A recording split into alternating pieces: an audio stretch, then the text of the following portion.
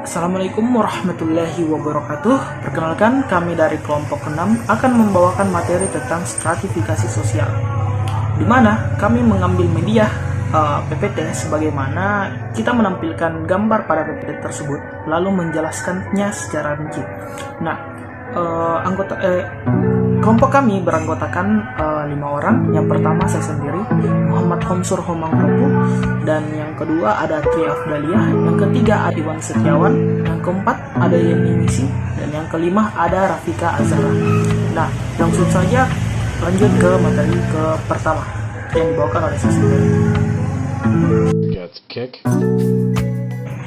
yaitu pertama, timbulnya stratifikasi sosial. Selama dalam satu masyarakat ada sesuatu yang dihargai. Sesuatu itu akan menjadi bibit yang dapat menumbuhkan adanya sistem lapisan dalam masyarakat itu. Sesuatu yang dihargai itu dapat berupa uang atau benda yang bernilai ekonomis, tanah, kekuasaan, ilmu pengetahuan, kesalehan dalam beragama, atau keturunan yang terhormat. Adapun pengertian dari stratifikasi sosial ialah pembedaan penduduk atau masyarakat ke dalam kelas-kelas secara bertingkat atau hierarki. Contohnya seperti orang kaya dan orang miskin, atau bisa juga seperti orang yang berpendidikan dan orang yang kurang berpendidikan.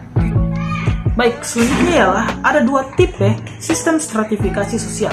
Yang pertama terjadi dengan sendirinya. Nah, terbentuknya sistem stratifikasi sosial yang terjadi dengan sendirinya adalah kepandaian tingkat umur, di mana alasan-alasan tersebut akan berbeda-beda bagi setiap masyarakat.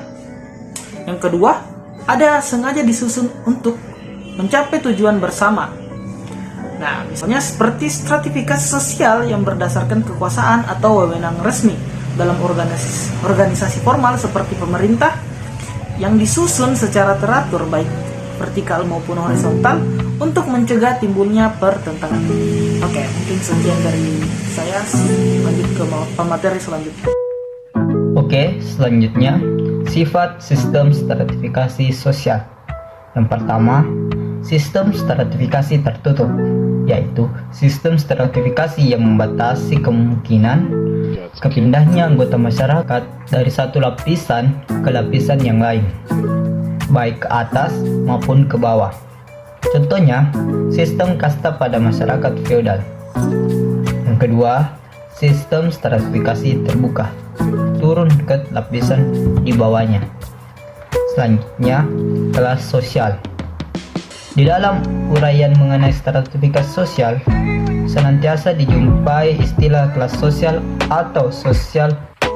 Kelas sosial adalah semua orang atau keluarga yang sadar akan kedudukannya di dalam suatu lapisan, sedangkan kedudukan mereka tersebut diketahui dan diakui oleh masyarakat umum. Itulah tadi hasil presentasi saya persilakan kepada pemateri selanjutnya. Nama saya Tri Afdaliah, dan saya akan membahas materi tentang dasar stratifikasi sosial. Yang pertama itu ukuran kekayaan, di mana pemilik kekayaan yang paling banyak masuk ke dalam lapisan atas. Yang kedua adalah ukuran kekuasaan, di mana pemilik kekuasaan atau wewenang terbesar masuk ke dalam lapisan sosial atas. Dan yang ketiga, ukuran kehormatan, di mana orang yang paling disegani atau dihormati masuk ke dalam lapisan atas. Dan yang terakhir adalah ukuran ilmu pengetahuan, di mana dalam masyarakat yang menghargai ilmu pengetahuan, orang dengan ilmu pengetahuan paling banyak atau tinggi masuk ke dalam lapisan atas. Selanjutnya saya akan membahas mengenai unsur stratifikasi sosial, yaitu kedudukan, di mana kedudukan atau status dan kedudukan sosial atau social status adalah tempat atau posisi seseorang dalam suatu kelompok sosial atau dalam suatu pola tertentu. Kedudukan sosial atau social status adalah tempat seseorang secara umum di dalam masyarakat sehubungan dengan orang lain. Ada beberapa macam kedudukan. Yang pertama itu ascribed status, di mana kedudukan ini diperoleh karena kelahiran yang memperhatikan perbedaan rohania dan kemampuan. Contoh dari kedudukan ini adalah kedudukan sebagai anak bangsawan. Yang kedua ada activate status, di mana kedudukan ini diperoleh atas dasar usaha yang disengaja, bukan kelahiran. Contoh dari kedudukan ini adalah hakim dan dosen. Yang ketiga ada accident status, di mana kedudukan ini diperoleh dengan cara diberikan walaupun masih berhubungan dengan status. Contoh adalah pemberian gelar kepahlawanan serta dosen terbaik. Itulah tadi materi yang sempat saya paparkan. Selanjutnya saya serahkan kepada pemateri berikutnya. Baik, perkenalkan, nama saya Rafika Azahra. Saya akan memaparkan materi pada slide berikut ini tentang unsur stratifikasi sosial. Peranan atau role merupakan aspek dinamis dari kedudukan atau status. Apabila seseorang telah menjalankan hak dan kewajibannya sesuai dengan kedudukannya, maka ia telah menjalankan suatu peranan. Antara kedudukan dan peranan tidak dapat dipisahkan. Dengan kata lain, tidak ada peranan tanpa kedudukan dan tidak ada kedudukan tanpa peranan. Kemudian peranan mencakup 3 hal, yaitu norma-norma yang dihubungkan dengan posisi atau tempat seseorang dalam masyarakat, kemudian konsep tentang apa yang dapat dilakukan individu dalam masyarakat, dan perilaku individu yang penting bagi struktur masyarakat. Selanjutnya tentang mobilitas sosial. Mobilitas sosial ini merupakan pola-pola tertentu yang mengatur organisasi suatu kelompok sosial. Tipe mobilitas sosial ada mobilitas sosial vertikal yang merupakan perpindahan objek sosial dari satu kedudukan sosial ke kedudukan sosial lainnya yang tidak sederajat. Jika mobilitas tersebut naik, disebut social climbing, dan jika mobilitas tersebut turun, maka disebut social sinking. Sedangkan mobilitas sosial horizontal merupakan perpindahan objek sosial dari satu kedudukan sosial ke kedudukan sosial lainnya yang sederajat. Perlunya sistem stratifikasi sosial dalam masyarakat.